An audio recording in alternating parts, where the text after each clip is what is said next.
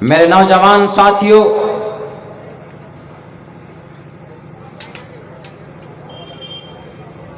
اگر ہمارے جوان طبقہ سدھر جائے پورے بھارت میں، پوری دنیا کے اندر، تو ہماری کھوئی ہوئی عزت، وہ عزت جو اللہ نے قرآن میں ہمیں دی، وہ عزت کھو گئی ہے، گم ہو گئی ہے۔ ہمیں دوبارہ واپس وہ عزت ہمیں مل سکتی ہے، ہمیں کوئی نہیں روک سکتا اس عزت کو پانے سے۔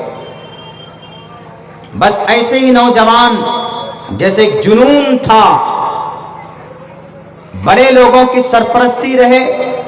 اور ہمارا جوان کا جنون رہے، تو ہم سماج کو ایک اچھائی کی طرف لے کر جا سکتے ہیں۔ ایجوکیشن کے فیلڈ میں آئیں گے تو انقلاب پیدا کر دیں گے، نماز پڑھنے پر آئیں گے تو مسجد کی مسجد آباد ہو جائے گی، شراب کی مخالفت کریں گے تو شراب کے مٹکوں کو، جیسے مدینہ المنورہ کے گلیوں کے اندر صحابہ کرام نے شراب کے مٹکوں کو پھوڑ دیا تھا، تو ہم بھی آج اگر چاہیں ہمارے نوجوان تو شراب کے مٹکوں میں لات مار کر ان کو پھوڑ سکتے ہیں۔ تو اس عمر کی بڑی قیمت ہے، اور جب جوان کی جوانی یقیناً انگڑائی لینے لگتی، جب ان کے اندر جوش اور جنون آتا ہے، تو پھر نہیں دیکھتا ہے کہ سامنے کون، اللہ کی رضا کے لیے وہ کوئی بھی قدم اٹھانے کو تیار ہو جاتا ہے۔ تاریخ گواہ ہے، اٹھائیے آپ اصحاب کہف کا واقعہ، 15ویں پارے کے اندر پوری سورت اللہ نے قیامت تک کے لیے ان کے کام سے خوش ہو کر آنے والی نسل کے لیے باعث عبرت بنایا کہ جوانوں، جب تم فیصلہ کر لو گے، جب تم اللہ کی رضا کے لیے کوئی کام کرو گے تو اللہ تبارک و تعالیٰ تمہاری مدد کرے گا، باطل طاقت تمہیں روک نہیں سکتی۔ حضرت عیسیٰ علیہ السلام کے 300 سال بعد زمین پر ایک ظالم بادشاہ تھا جس کا نام دقیانوس تھا۔ اس بادشاہ کی بادشاہت، اس کی ظلم و زیادتی مشہور تھی، عام تھی۔ وہ جس کو چاہتا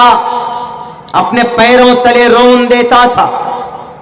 وہ جس کو چاہتا اس کو قتل کروا دیتا تھا۔ اس کا ایک ہی ٹارگیٹ تھا، جو مجھے بڑا نہ مانے، جو مجھے میری عبادت نہ کرے، خصوصاً جوانوں کو پکڑ پکڑ کر مجبور کرتا تھا کہ تم اللہ کے سامنے سجدہ نہیں کرو گے، تم اپنے خدا کو خوش کرنے کے لیے نماز نہیں پڑھو گے، بلکہ میرے سامنے یہاں کا خدا میں ہوں، میرے سامنے سجدہ کرو۔ اور جب ظالم بادشاہ آتا ہے اپنی طاقت کے ساتھ تو لوگ ڈر جاتے دیکھ کر کہ نہیں جناب، یہ لال بجکر ہے، نہ معلوم کیا کر جائے، تو لوگ ڈر جاتے ہیں، خاموش ہو جاتے۔ لیکن کچھ دیوانے ہوتے، کچھ اللہ کا نیک بندہ ہوتا ہے جو صرف اللہ سے،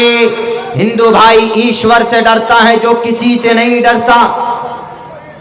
اس دقیانوس بادشاہ کے سامنے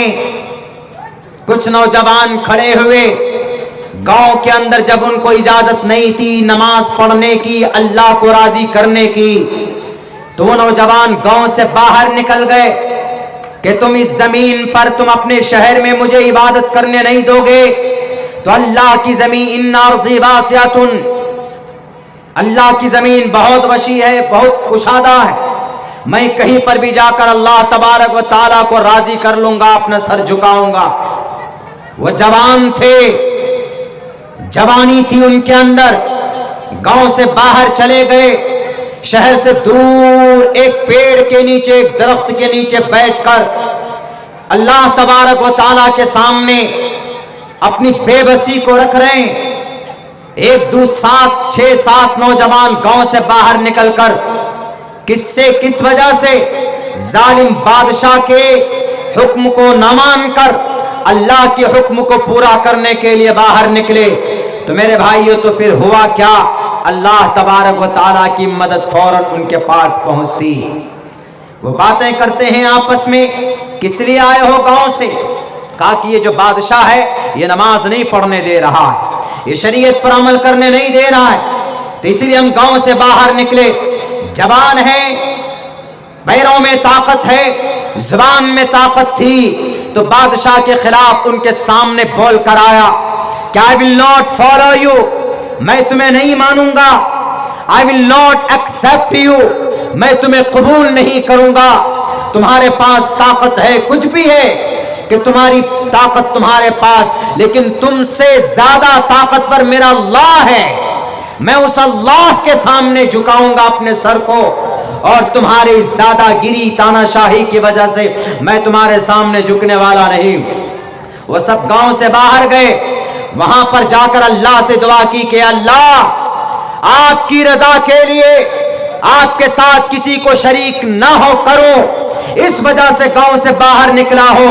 اس ظالم بادشاہ سے دشمنی ہم نے مول لی ہے، تو اللہ تبارک و تعالیٰ نے ان کی مدد کی اور ایک غار میں لے جا کر 300 سال سے زیادہ دن تک وہ سب کے سب نوجوان سوتے رہے آرام سے، کوئی دقت کوئی پریشانی نہیں۔ وقال فتية آمنوا بربهم وزدناهم هدى وربطنا على قلوبهم إذ قاموا فقالوا ربنا رب السماوات والأرض، ہمارا رب اللہ ہے۔ آج بھی ہم ان لوگوں کو کہتے ہیں جو ہمیں اللہ کی عبادت کرنے سے روکتے، جو جواب اصحاب کہف کا تھا وہی جواب سن لو آج کے ڈپلیکیٹ خدا، وہی جواب ہمارا بھی ہے، ہم اللہ سے ڈرتے ہیں، دنیا کی کسی اور باطل طاقت سے نہیں ڈرتے انشاءاللہ، اور نہ کبھی ڈریں گے ہم۔ جوانوں یہ آپ کر سکتے ہیں، بوڑھے لوگ، دانشور لوگ، عمر رسیدہ لوگ جن کی عمریں زیادہ ہو گئی وہ تو نہیں کر سکتے، لیکن آپ کے اندر یہ طاقت ہے، آپ آواز بلند کر سکتے ہیں اور آپ اللہ کے جھنڈے کو، اللہ کی شریعت کو اپنی عمل کے ذریعے سے نافذ کر سکتے ہیں۔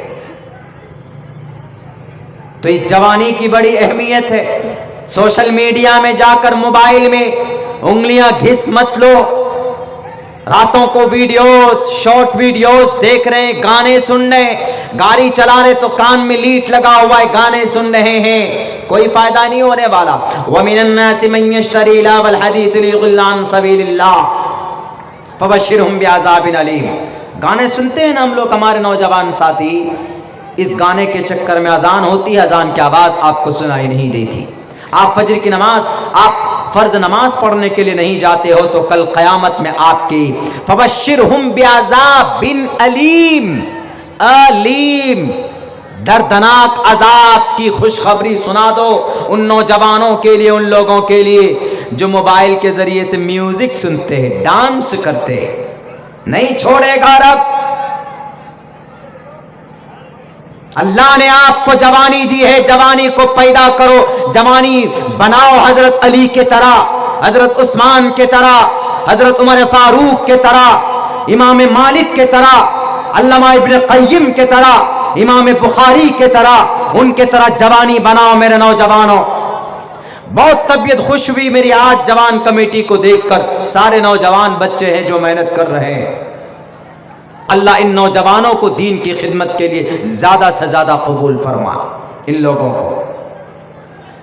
ہمارے وہ لوگ ناراض نہ ہو جائیں، بوڑھے لوگ کی تعریف جوانوں کی ہو رہی۔ بھائی میں یہ کہہ رہا ہوں کہ ایک حصہ ہے جوانی کا،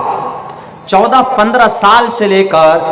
40 سے 45 سال تک یہ جو حصہ ہے جوانی کا،